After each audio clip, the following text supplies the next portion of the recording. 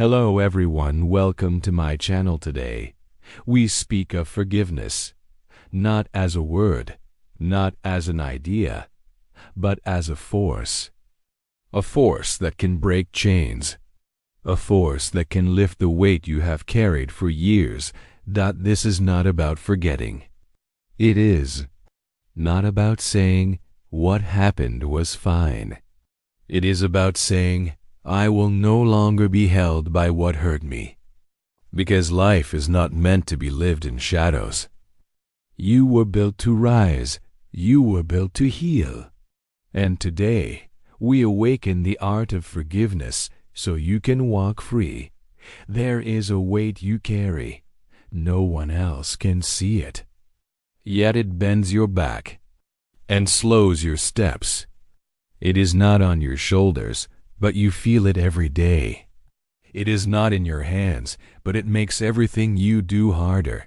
This is the weight of what was done to you, and the weight of what you have not yet forgiven. Forgiveness is not weakness. It does not mean saying, what happened was fine. It does not mean letting someone escape blame. It means something deeper. It means saying, I will not let this pain keep me trapped in the past. I will not let anger hold me forever.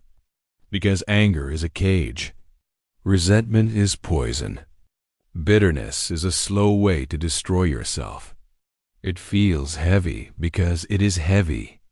It steals energy from your dreams, from your future, from the life you are meant to live. Think of history's strongest people. They all faced pain.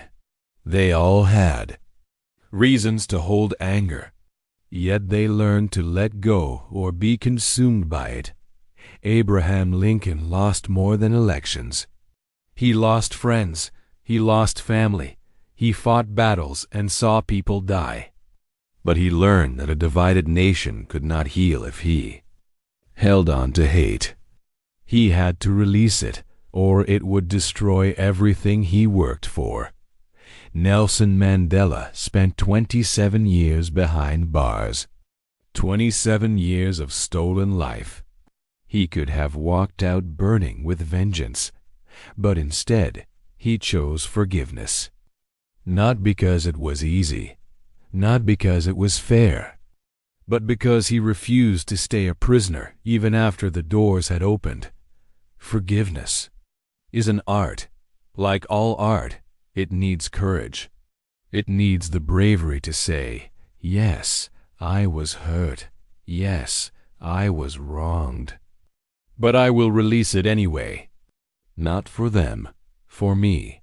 Forgiveness starts in the mind, but it is felt in the heart. You cannot think your way into it. You must feel your way there. You must let it rise like light through darkness. This is why mindset matters. A weak mindset says, I will forgive when I feel ready. But readiness almost never comes on its own. Waiting for it is like waiting for the wind to carry you across the ocean. You will wait forever. A strong mindset says, I will forgive now, even if my heart shakes when I say it. Even if my pride wants revenge. Even if the wound is fresh. Because strength is not in holding the grudge. Strength is in breaking the chain. Forgiveness also opens the door to a clear mind. When resentment clouds your thoughts, you cannot see tomorrow. You only replay yesterday. It is like driving while staring only into the rearview mirror. The road ahead becomes a blur. But when you forgive, clarity returns. You see the road. You see the turns. You see the horizon and what is possible beyond the pain. Purpose gives forgiveness its strength.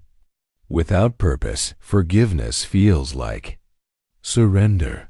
With purpose, it feels like power. Purpose says, I am not here to carry pain. I am here to rise. I am here to create something greater than what hurt me. Every person who shaped history knew this. Henry Ford forgave the critics who said his dream of a car for ordinary people was foolish. Why? Because his purpose was bigger than their doubts. Walt Disney forgave the editors who told him he had no imagination. Why? Because his purpose was to create worlds of wonder. They did not waste energy proving the past wrong. They used that energy to prove the future right. Discipline is the daily practice of forgiveness. It is not a single act. It is not one tearful moment. It is a choice you make again and again. Every day, your mind may try to replay the old story of what was done to you. Every day, your pride may whisper, "Do not let it go. Hold on to the anger. It will protect you." But discipline answers, "No, I will not drink poison to feel safe. I will not carry weight that keeps me from climbing higher." Action turns forgiveness into freedom. It is not enough to say, "I release this pain." You must live as if it is gone. You must take bold steps toward the life you want, unafraid, unchained, unburdened. Every dream you chase proves the past no longer controls you. Every risk you take declares, "I am free now. I am moving forward." Gratitude strengthens this freedom. When you stop looking at what was taken from you, you begin to see what is still here. You begin to see what is still possible. Gratitude whispers, "You are alive. You are breathing. You have time to write the rest of your story." And with that, forgiveness becomes more than an act. It becomes a way of living. Adaptability keeps forgiveness alive. Life will bring new pain. It will bring fresh wounds and sudden betrayals. If you cannot adapt, old pain will return with new names. Adaptability says, "I will bend, but I will not break. I will face pain, but I will not wear it like a crown." It means learning to let go quickly before bitterness hardens into stone. Resilience is the fire that keeps you standing when life strikes again. The world does not promise ease, it promises tests. Each test asks, will you hold on to anger, or will you rise above it?